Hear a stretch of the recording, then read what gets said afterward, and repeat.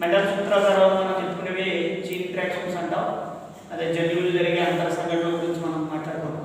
అందులో మెండల్ సూత్రాల తర్వాత జరిగే పరిణామాల గురించి బేట్సన్ అండ్ ఫర్నెట్ అలాగే టీన్స్ మార్గన్ ఇలాంటి శాస్త్రవేత్తలు డిఫరెంట్ మెండల్ సూత్రాలకు వ్యతిరేకంగా జరుగుతున్నాయి. అంటే Mendel second law of independent assortment అంటే జన్యు స్వతంత్ర వ్యూహ సిద్ధాంతం లేదా సూత్రం ఆధారంగా కొన్ని వ్యతిరేక లక్షణాలు జరుగుతున్నాయని చెప్పడం జరిగింది.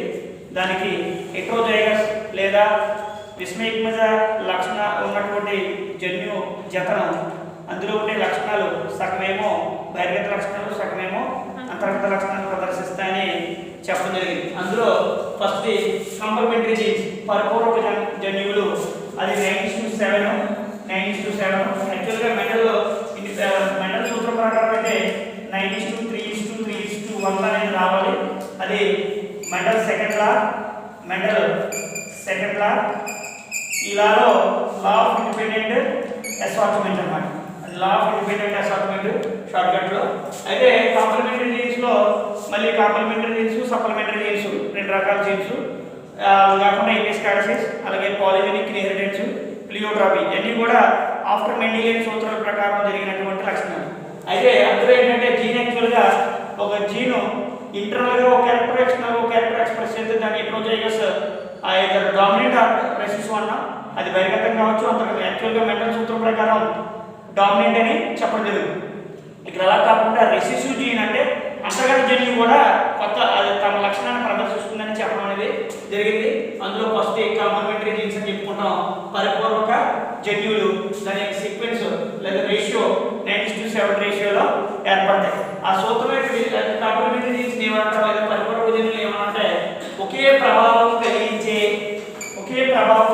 రెండు వేరు బహిర్గత జన్యువులు ఒకే ప్రభావం అంటే మన క్యారెక్టర్ సిమిలారిటీ ఒకే కలర్ లేదా ఒకే రకమైన లక్షణం అది రంగు కావచ్చు లేదంటే క్యారెక్టర్ కావచ్చు ఏదైనా సిమిలర్ క్యారెక్టర్ ఒకే ప్రభావం కలిగించే రెండు వేరు బహిర్గత జన్యువులు అంటే దాని యొక్క ఫీచర్స్ లేదా క్యారెక్టర్ ఎక్స్ప్రెస్ చేయడం కూడా ఒకటే కానీ అవి వేరు బహిర్గత జన్యువులు అంటారు. అందులో వేరుగా ఉండే బహిర్గత జీన్స్ అనేవి ఉంటాయి. అలాంటి బహిర్గత జన్యువులు వాటి పరస్పర చర్యతో అంటే అక్కడ ఉండే పరస్పర చర్య ఉండే ఇక్కడ చూడండి. ఫర్ ఎగ్జాంపుల్ ఏ లేదా బీబీ అనేది రెండు వేరు కానీ ఇక్కడ ఈ క్యాపిటల్ బి దేని చూస్తుందని చెప్పుకున్నాం మోగ. మరి ఇక్కడ క్యాపిటల్ స్మాల్ బి దేని చూస్తుంది మోగ. కానీ అక్కడ ఏమన్నా రెండు వేరు బహిర్గత జన్యువులు వాటి పరస్పర చర్యతో ఒకే దృశ్య రూపాన్ని ప్రదర్శిస్తాయి. అంటే పైకి ప్రదర్శించిన క్యాపిటల్ బి స్మాల్ డి దేని ప్రదర్శిస్తుంది మెండల్ సూత్రం ప్రకారం హెట్రోజైగస్ డామినెంట్ అంటే అది బహిర్గత లక్షణాన్ని మాత్రమే ప్రదర్శిస్తుంది మెండల్ సూత్రం ప్రకారం. అయితే ఇక్కడ దానికి సంబంధించి మనం ఇక్కడ కాంప్లిమెంటరీ చూసుకుంటే దానికి మానవుల్లో జరిగే చెవిటి మూగ డెఫ్ అంటాము అంటాం. ఇది ఎగ్జాంపుల్ మానవుల్లో ఎగ్జాంపుల్ తీసుకున్నప్పుడు మనం వాటిని ఎలిమెంట్ తీసుకుంటాం. పేరెంటల్ జనరేషన్ జనక తరంలో మనం తీసుకునేది ఏంటి చెవిటి మూగ.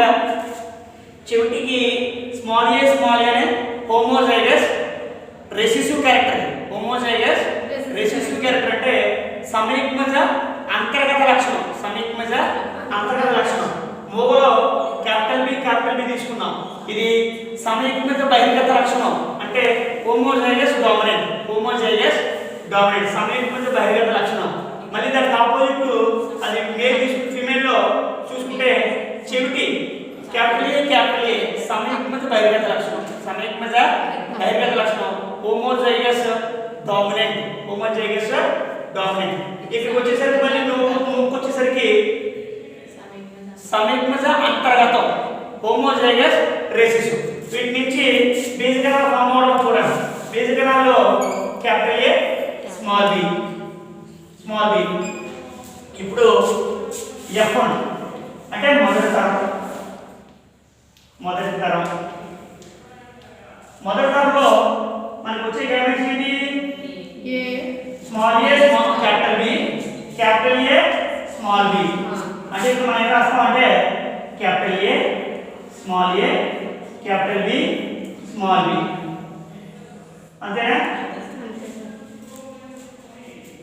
ఇప్పుడు వచ్చిన F1 తరంలో ఏ లక్షణం ఉండాలి? F1 తరంలో ఏ లక్షణం కనిపించాలి మనకి F1 తర్వాత ఏ లక్షణం కనిపించాలి అప్పుడు ఏది ఇప్పుడు ఇది దేనికి కాంప్లిమెంట్ అవుతుంది ఇప్పుడు ఎవరిలో చెవిటి మూగేనా F1 అంటేనే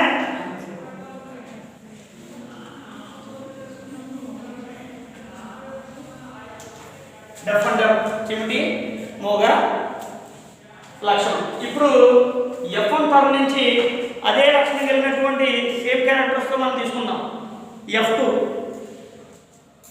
ఇప్పుడు F2 చేస్తాం F2 ఏంటి F1 లో ఏమొచ్చింది capital A small B capital B small B ఏంటిలో చెవిటి మోగ ఏంటి ఇక్కడ హెట్రోజైగస్ క్యారెక్టర్ విస్మయత్మక లక్షణం అనేది ప్రదర్శించింది ఇలాంటి లక్షణం దాంతో మళ్ళీ సేమ్ క్యారెక్టర్ కదా సేమ్ క్యారెక్టర్ వేరు వేరు కదా same character capital A small A capital B small B ఇక్కడ మనం జీన్స్ సీక్వెన్స్ తీసుకున్నప్పుడు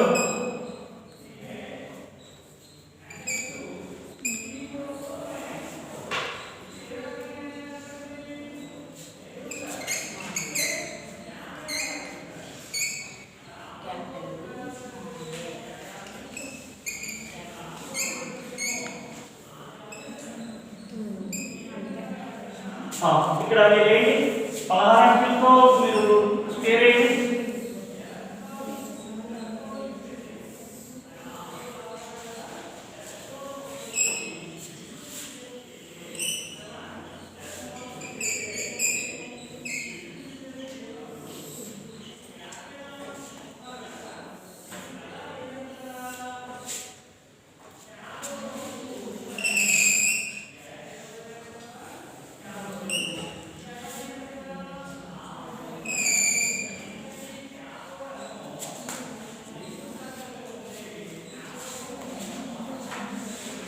హ్యాపీనా చూడండి ఇప్పుడు ఈ క్యాపిటల్ ఏ క్యాపిటల్ ఏ ఈ క్యాపిటల్ బి క్యాపిటల్ బి ఈ క్యాపిటల్ ఏ క్యాపిటల్ ఏ ఈ క్యాపిటల్ బి స్మాల్ బి ఈ క్యాపిటల్ ఏ స్మాల్ ఏ ఈ క్యాపిటల్ బి ఈ క్యాపిటల్ బి ఈ capital A small B small B తర్వాత capital A capital B small b తర్వాత a small b ఇది తర్వాత capital A small b small b capital A small a capital B small b capital A small b small b తర్వాత capital A small a capital B capital B capital A small a capital B small b small a small b capital B capital B small a capital B small b capital A small a capital B small b capital A small b small b తర్వాత small a capital B small b ఇంకా last లో small a small b small b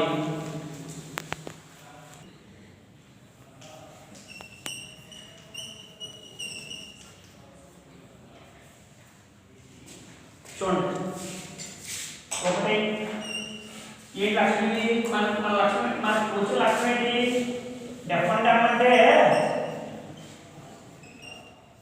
చెవిటి moment ఏమొచ్చింది మన లక్షణం capital A small ఏ ఉన్న capital B small B ఉన్న definite అమ్మే చూడండి క్యాపిటల్ ఏ ఉంది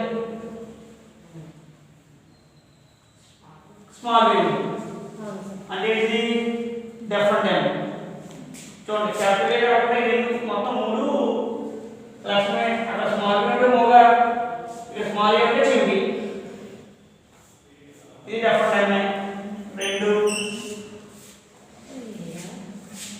ఇది క్యాపిటల్ ఏ స్మాల్ ఏ అంటే చెవుడి, స్మాల్ ఏ ఉంది మోగ అంటే ఇది మూడో లక్షణం. సేమ్ ఇది నాలుగోది, 5 6 7. ఈ 7 కూడా ఎవరో చెవిటి మోగ.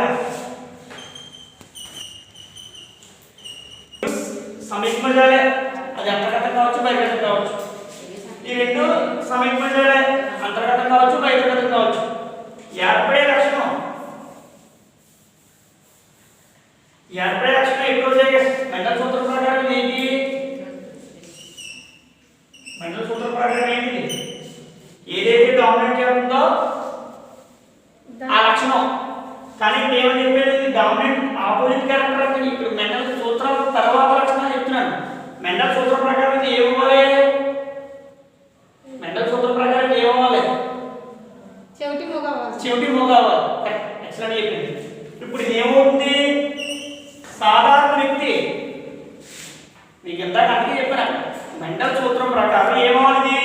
ఇప్పుడు మెండల్ సూత్రం ప్రకారం ఎలా చూసామండి, ఏమవుతుంది? కొలవకి అదే కొలవలేదు ఏదో లక్షణం ఉందని చెప్పుకుంటాం కదా, ఇది డామినెంట్ అని చెప్తున్నాం. అంటే ఇది డామినెంట్ ఏదవ్వాలి? ఈ ప్రకారం ఈ చూసుకుంటే లక్షణాల ప్రకారం ఏమవ్వాలి? చెవిటి మూగ అవ్వాలి అంతేనా? కానీ ఇప్పుడు వచ్చే అదే లోపల ఉన్న ఈ క్యారెక్టర్తో పని లేదండి. ఈ క్యారెక్టర్స్ రెండు డిఫరెంట్ ఎక్స్ప్రెస్ అయితే అంతర్గత లక్షణాలు కూడా డిఫరెంటే. అంటే ఇప్పుడు ఎవరైనా సాధారణ వ్యక్తి అంటే ఇక్కడ ఏంటి? ఈ క్యాపిటల్ ఏ ఉంటే ఏమన్నాడు? యాక్చువల్లీ చెవిటి అన్నాడు. అదే చెప్తాను, రెండు వేరు వేరు రూపాలు ఒకే ప్రభావం కలిగి, ఇక్కడ రెండు కూడా ఒకే ప్రభావం. చెవిటి మూగ అనేది రెండు ఒకటే, డెఫ్ అంటే రెండు ఒకటే ప్రభావం. అది ఇప్పుడు ఒకే ప్రభావం కలిగించే రెండు వేరు వేరు బహిర్గత లక్షణాలు లేదా జన్యువులు. రెండు వేరు వేరే అంటే ఒకే రూపం. క్యాపిటల్ ఏ అనేది చెవిటిని ప్రదర్శిస్తుంది, స్మాల్ ఏ అనేది చెవిటిని ప్రదర్శిస్తుంది. చూడండి, ఒకే ప్రభావం. స్మాల్ ఏ క్యాపిటల్ ఏ ఈ రెండు కూడా ఒకే ప్రభావం కలిగించే రెండు వేరు వేరు బహిర్గత జన్యువులు. వాటి పరస్పర చర్యలు ఒకే దృశ్య రూపాన్ని ఏర్పరచడం. అంటే ఇక్కడ ఉంటే ఇక్కడ చూడండి, క్యాపిటల్ బి స్మాల్ బి ఈ రెండు పోయిగా ఆపోజిట్ క్యారెక్టర్స్ కదా. అంటే ఇక్కడ ఏది తీసుకుంటే యాక్చువల్గా ఏది తీసుకుంటే స్మాల్ ఏ తీసుకున్నాము. ఇక్కడ కూడా క్యాపిటల్ బి రెండు వేరు వేరు రూపాలు, వ్యతిరేక లక్షణాలు కూడా. ఈ రెండు వ్యతిరేక లక్షణమే, కానీ ఇక్కడున్న వ్యతిరేక లక్షణం, ఇక్కడున్న వ్యతిరేక లక్షణం ఉంటాయి, క్యారెక్టర్ ఉంటాయి, సిమిలారిటీ ఉంటాయి. కానీ జీన్స్ లో ఉన్న రూపాలు మాత్రం వేరు వేరు అని చెప్పాడు. ఒకే ప్రభావం కలిగించే అంటే చెవిటి మూగ అనేది ఒకే ప్రభావం, similar character of deaf and dumb. వాటిలోనే జీన్స్ ఎలీల్స్ జన్యువుల యొక్క ప్రభావం ఎలా ఉందట? రెండు వేరు వేరు బహిర్గత జన్యువులు. అవన్నీ బహిర్గత జన్యువులే. అవి ఎలా ఉంటాయి? వేరు వేరు డిఫరెన్షియేటెడ్. అక్కడ వేరు ఇది వేరు. వారి పరస్పర చర్యలో ఆ రెండు ఏర్పడితే, రెండు క్రాస్ అయితే ఏర్పడే సంతానం ఫినోటైప్ దృశ్యరూపం. నేను అన్న ఫినోటైపికల్ రేషియో దృశ్యరూపం జన్యుపరంగా లోపల ఉన్న జన్యువులు చూడమంటలేదు నేను. ఫినోటైపికల్ రేషియో దృశ్యరూపాన్ని చూస్తే ఒకే దృశ్యరూపాన్ని ప్రదర్శిస్తాయి. అలా ప్రదర్శించే జన్యువులు ఏమన్నా పరిపూర్వక జన్యువులు అన్నా. అంటే ఇక్కడ నార్మల్ మ్యాన్ అన్నమాట. ఇప్పుడు డౌట్ క్లారిటీ వచ్చిందా? నార్మల్ మ్యాన్ అంటే ఇప్పుడు వీళ్ళందరూ ఎవరు? ఈ 7 డెఫ్ అండ్ డమ్, మిగతా రిమైనింగ్ 9 వాళ్ళు ఎవరు? సాధారణ నార్మల్. ఇది సెకండ్ పెట్టుకోండి, సెకండ్ రెడీ పెట్టుకోండి. ప్రదర్శిస్తాయి. చూడండి, రెండు బహిర్గత జన్యు జతలు అంటే రెండు బహిర్గత జన్యు జతలే. ఈ రెండు బహిర్గత జన్యు జతలు. ఇక్కడ చూడండి, ఇక్కడ డిఫరెంట్ క్యారెక్టర్స్ ఏం చూసారా? ఈ రెండు హోమోజైగస్ డామినెంట్, ఇది హోమోజైగస్ రిసెసివ్. ఇక్కడ కూడా హోమోజైగస్ ఈ రెండు స్మాల్ కదా. ఈ రెండు హోమోజైగస్ రిసెసివ్, ఈ రెండు హోమోజైగస్ డామినెంట్. సమీకరణ బహిర్గత లక్షణం, సమీకరణ అంతర్గత లక్షణం. అదే ఇప్పుడు రెండు బహిర్గత జన్యు జతలుగా ఏర్పడి రెండు బహిర్గత జన్యువులు అంటే రెండు డామినెంటే ఉండాలి. ఆ రెండు కూడా బహిర్గతంగానే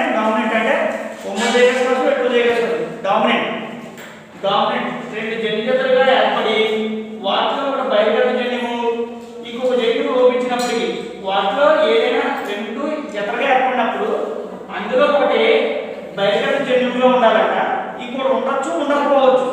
ఇంకొక జన్యువు లోపించినప్పటికీ లేదా ఉన్నప్పటికీ అంటే ఆ జతలో ఉండొచ్చు, అది లేకపోవచ్చు. అది బహిర్గతం కావచ్చు, అంతర్గతం కావచ్చు. కానీ ఎలా అది లోపించినప్పటికీ లేదా ఉన్నప్పటికీ వాటి ప్రభావం అనేది చూపిస్తుంది. ఇలాంటి జన్యువుల్ని అనుపూర్వక జన్యువులు లేదా సప్లిమెంటరీ జెన్స్ అంటాం. అట్లా లక్షణం ఎలా ఉందంటే గమనిక ఒక లక్షణానికి ఒక జన్యువే కారణం అయి ఉంది అంటే ఒక లక్షణం ఎప్పుడు ఒక జన్యువు ఒక లక్షణమే కారణాన్ని ప్రదర్శిస్తుంది. ఒకే క్యారెక్టర్నే సిమిలర్ క్యారెక్టర్ని ప్రదర్శిస్తుంది. దానితో మరో జన్యువు చర్య తోడైతే అంటే ఏదైతే సిమిలర్ క్యారెక్టర్ని లేదా ఒకే లక్షణాన్ని ప్రదర్శిస్తుందో అది ఒకే కారణం దాన్ని. దాంతో మరో జన్యువు చర్య తోడైతే ఇంకో జన్యువు చర్య తోడైతే ఆ లక్షణంలో మార్పు కదా అంటే ఫస్ట్ ఒక రకమైన లక్షణం ఆ లక్షణానికి ఇంకో జన్యువు కొత్త జన్యువు వచ్చి మరొక జన్యువు వచ్చి అడిగింది. ఆ చర్య రెండు చర్య జరిగితే ఆ లక్షణంలో మార్పు వస్తుంది. అలాంటి వాటిలో మనకి అనుకూల సప్లిమెంటరీ జీన్స్ అనేది చెప్తున్నాను. గినియా పిగ్స్, ఇది గినియా పిగ్స్ అంటాం. గినియా పందులు, ర్యాట్స్, ఎలుకలు ఇవి దీనికి సంబంధించాము. గినియా పిగ్స్ ని స్కిన్ కలర్ ని మనం తీసుకున్నాం. ఈ పేరెంటల్ జనరేషన్ ఎకోటి అనేది చర్మం రంగు, ఇది అల్బినో అనేది ఒక చర్మం రంగు. అయితే ఇక్కడ capital C, capital A, small C, small A ఈ రెండు వచ్చిన గ్యామెట్స్ బేస్ కణాలు capital A, small C, small A ఇవి గ్యామెట్స్. F1 లో ఏదైనా సంయుక్త బేస్ ఏంటి పిల్లల కణాలు అవసరం ఏంటి కణం ఏంటి capital C, small C, capital A, small C. అది అకోటి కలర్ ప్రదర్శిస్తున్నారు. ఇక్కడ ప్రకారం చూడండి ఒక జత ఉన్నప్పటికీ లేనప్పటికీ వాటి యొక్క ప్రభావం పూర్తి ప్రభావాన్ని ఇది ప్రదర్శిస్తుంది. చూడండి ఇది చూడండి capital C, capital A, capital C, small C, capital A, తర్వాత capital C, capital A, small A, తర్వాత capital C, small C, capital A, small A, తర్వాత స్మాల్ సి అంటే ముందు క్యాపిటల్ కదా స్మాల్ సి, క్యాపిటల్ ఏ, తర్వాత small C, capital A, తర్వాత capital C, small C, capital A, small A, తర్వాత small C, capital A, small A, తర్వాత capital C, capital A, small A, తర్వాత capital C, small C కదా small C, capital A, small A, తర్వాత capital C, small A, capital C, capital A, small A ఇదంతా small. Capital C, capital A, small A, తర్వాత small C, capital A, తర్వాత capital C, small A, తర్వాత small C, small A. ఇవి 9:3:4 అవి ఏంటంటే sir follow అవి black 3, albino 4. అక్కడ ఏంటో రాసేస్తాను దాంతో తీసి ఆఫ్ చేసింది అయిపోయింది. ఇది ఆపనా సార్ F2 వచ్చి సంతానం చూసారా ఇదంతా ఇలా స్మాల్ ఏ చూసారు. దాన్ని అల్బినో 9 చూడండి 1 2 3 4 5 6 7 8 9 ఇవి 9. తర్వాత బ్లాక్ 3 1 2 3 బ్లాక్ 1 2 3 4 5 6 7 8 9. తర్వాత చూడండి అల్బినో 4 కూడా 1 2 3 4 బ్లాక్ 3 9:3:4